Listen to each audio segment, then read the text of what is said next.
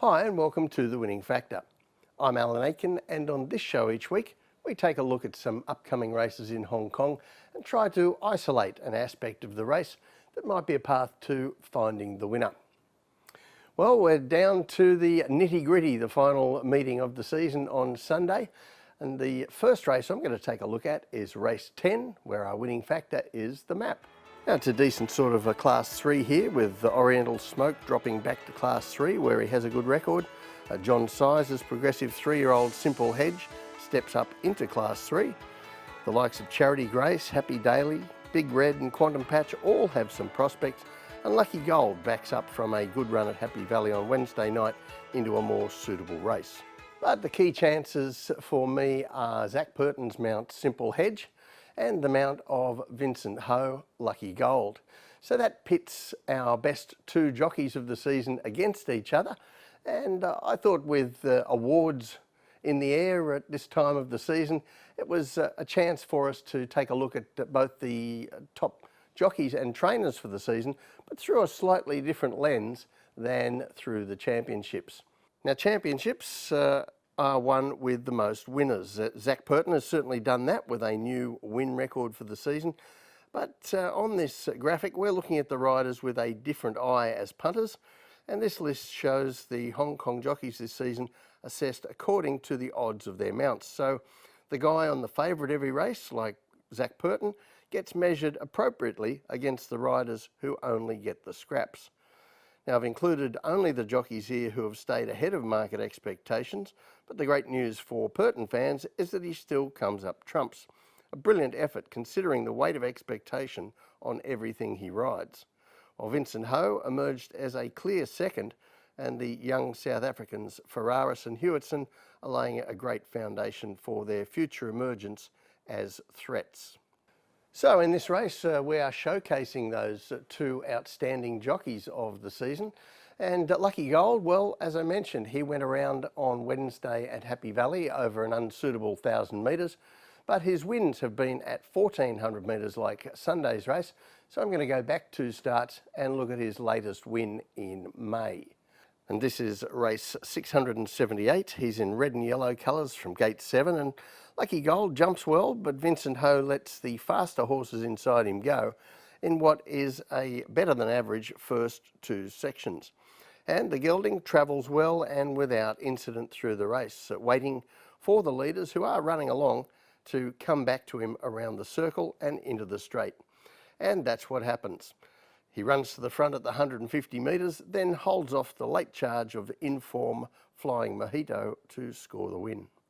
And that is Lucky Gold. There is nothing sexy or progressive about him, really. He's an honest tradesman who gets the job done. But his main rival on Sunday, well, he's a 3-year-old with a bit of flair. And this is his latest run, race 794, gate 3, mainly green and yellow colours.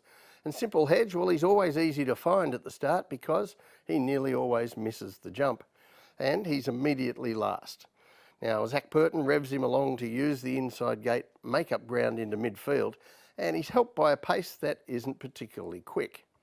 Crucially, his main dangers in the race still ended up behind him despite that missing the jump.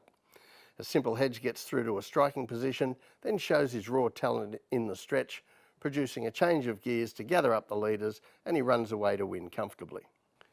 So Simple Hedge, he's a very nice horse in the making, but those awkward starts have been a problem, and they've cost him having a better record than just 2 wins from 5 starts. And Sunday's race, well, the map might not be as forgiving as it was there, because this time he's drawn wider. He's in barrier 8, and he won't have the same chance to fence up if he steps away poorly, and because a number of his rivals, including his biggest rival Lucky Gold, will be ahead of him this time. This doesn't look a fast run race, which might help Simple Hedge pick up some ground, but it also helps Lucky Gold to sit closer than we saw him in that video replay and be right near the front end of the race. Now, there is an extra strand to the form of Lucky Gold here, and that is that he ran on Wednesday night. He was an emergency for that race, and this isn't really the time or place to go into the intricacies of the Hong Kong entry system, but I'm pretty sure that his race on Sunday was the target event, and the hope now is that he's come through Wednesday night okay. Now, this is something that his trainer Francis Lui doesn't do very often. In fact, a backup within a week is happening for the first time with one of his runners with Lucky Gold on Sunday. This season anyway, and over the past 5 years he's only done it 7 times for one winner. All pretty inconclusive, but I'm putting my trust in Francis Lui to know that his horse is okay to back up so quickly. More on the trainer in the next segment. So the tip for me in race 10 is Lucky Gold. His winning factor, the map. Now, I don't think that he's going to reach the heights of Simple Hedge, who's a horse who we might see line up in races like the Classic Mile or even the Derby next season.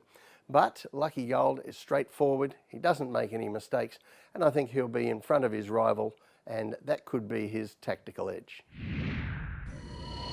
The second race I want to take a look at, full marks if you guessed it's race 11, and the winning factor here is the trainer. Now, this is a Class 2 sprint to end the season, and there will certainly be fans who think Golden Express can turn things around on his defeat as a long odds-on favourite last time. 2 of those who beat him home that day were Tony Cruz trained Beauty Charge and Packing Treadmill from the Francis Lui yard, who have strong chances here. And I'm sure there will be support for horses like Flying Ace and Go-Co Win as well. But it's Beauty Charge and Packing Treadmill which are getting my attention here, and they come out of a deceptively high rating race last start on June 25, where they raced against 2 of their rivals on Sunday, Adios and Golden Express. So this is race 766. Beauty Charge has gate 4 in the familiar pink and black beauty colours and pink blinkers, not the best out, and gets back in the field. Packing Treadmill jumps well in blue and white hoops, gate 9, but Brenton Avdulla lets him drift back so as not to be wide.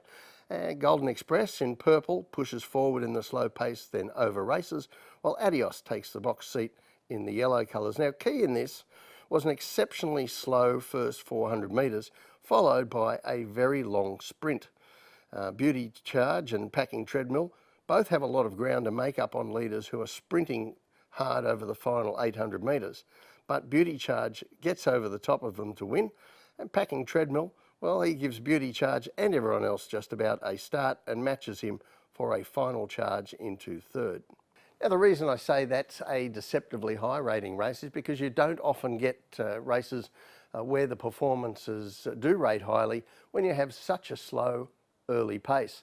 However, that strong, sustained speed from the 800 metres really ranks highly and makes this a race where the form is something to follow. Now, Golden Express, of course, ruined his own chances there by over-racing, while Adios, well, he raced well there, and he's come out since and won last week in Class 1, but he has soared now in the handicaps, and I think he has a mountain to climb.